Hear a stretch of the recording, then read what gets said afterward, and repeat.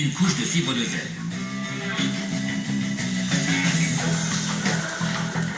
La fibre de verre est renforcée par l'ajout de fibres de carbone super résistantes avant de passer une nouvelle couche d'époxy. On pose ensuite du balsa, un bois léger d'Amérique du Sud. On met de la fibre de carbone sur les parties de l'aile où seront fixées d'autres pièces. Pour finir, on applique encore une couche de fibre de verre et de l'époxy. On ajoute alors un revêtement absorbant, puis on enveloppe le moule dans du film plastique. On installe un embout que l'on raccorde à un tuyau d'aspiration.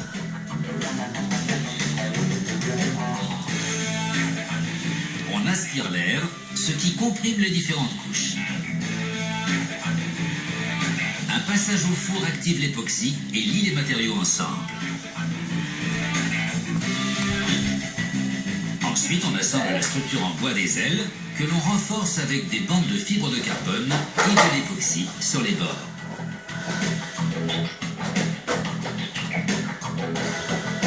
La structure des ailes est installée avec soin sur la coque. On rajoute une nervure le long du saumon et des cubes d'aluminium dans la structure, puis quelques gouttes supplémentaires d'époxy sur le pourtour de la coque. On applique de la colle extra forte à des endroits stratégiques de la structure afin d'y fixer l'autre moitié de l'aile.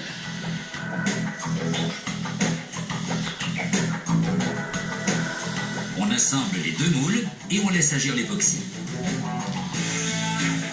Au bout de quelques heures, on démoule. Les décorations ont été transférées sur l'aile.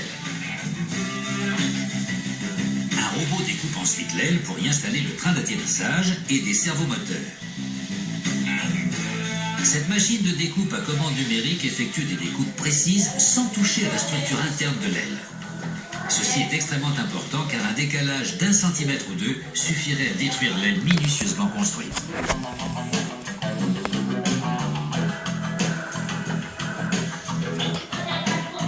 On découpe maintenant la couche de l'aile en fibre de verre pour créer l'élément pivotant qu'on appelle aileron. Il s'agit de la surface de commande qui permet les rotations et inclinaisons de l'avion.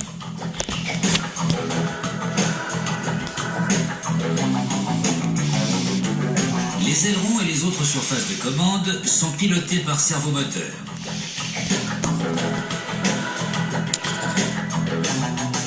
La coque du fuselage avant est également prête à sortir du moule.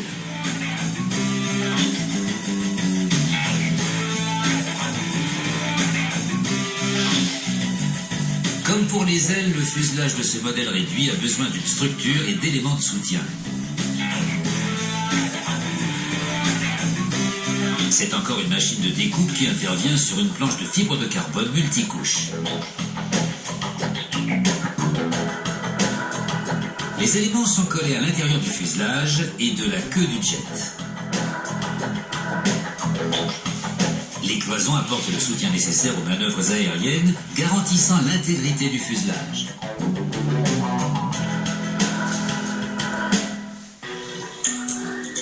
Dans un instant, ce mini-jet équipé de ses ailes va se préparer au décollage. A tout de suite.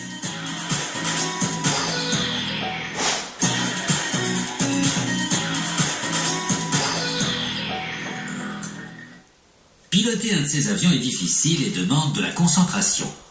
Ce sont des jouets onéreux qu'il faut apprendre à manier rapidement.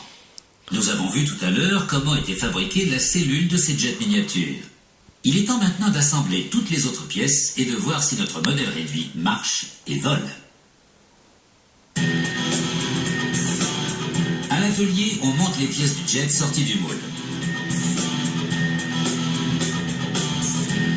On fixe les ailes au fuselage à l'aide des tubes en aluminium qui y ont été installés.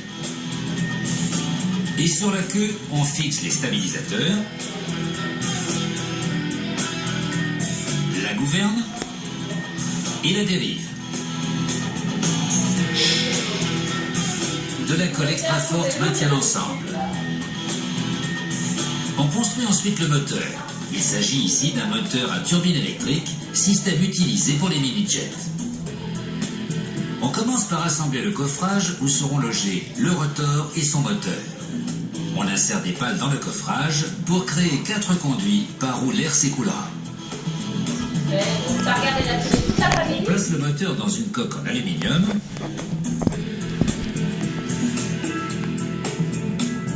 Puis on fixe le tout au moyen d'une vis à l'autre extrémité.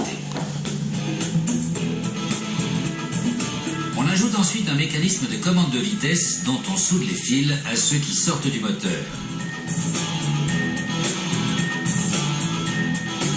Le mécanisme est encastré dans un tube ventilé et mis de côté.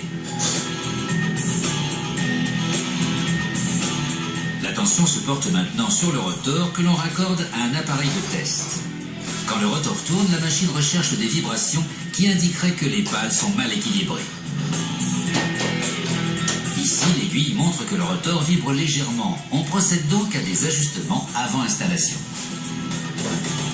On fixe le rotor à l'arbre moteur avec un boulon.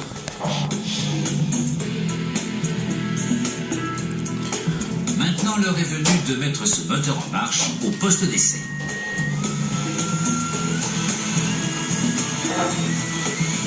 On le fait tourner à plein régime et on mesure la poussée générée. Le test est validé. On installe le moteur dans le fuselage. Plus tard, cette turbine sera reliée à une batterie.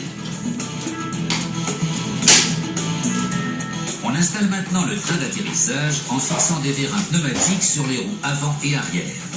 L'air envoyé dans les vérins occasionne la rétractation des roues après le décollage.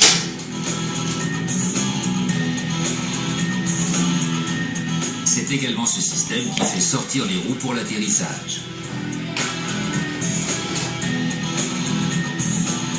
Étape suivante, une feuille de thermoplastique va former la verrière du cockpit. Le plastique est chauffé et mis en forme sous vide à l'aide de 2 moules. Il durcit en quelques secondes, créant 2 bulles de plastique transparentes pour la verrière du cockpit. La coque du cockpit est moulée en 2 parties selon le même procédé.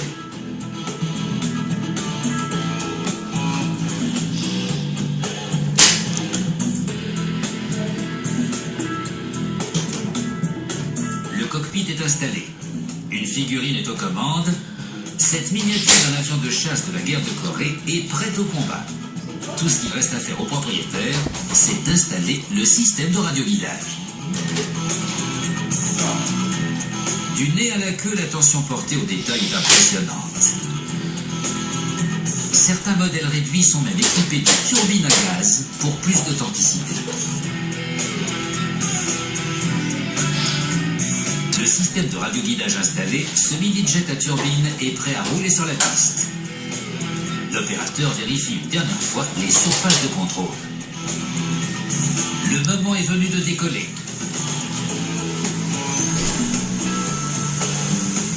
Les moteurs à turbine miniature hurlent et fonctionnent comme ceux d'un vrai jet. Ces mini-avions de chasse grondent, planent et peuvent réaliser des figures acrobatiques. Bien sûr, tout dépend à la fois de l'habileté de l'opérateur et du travail réalisé à l'atelier.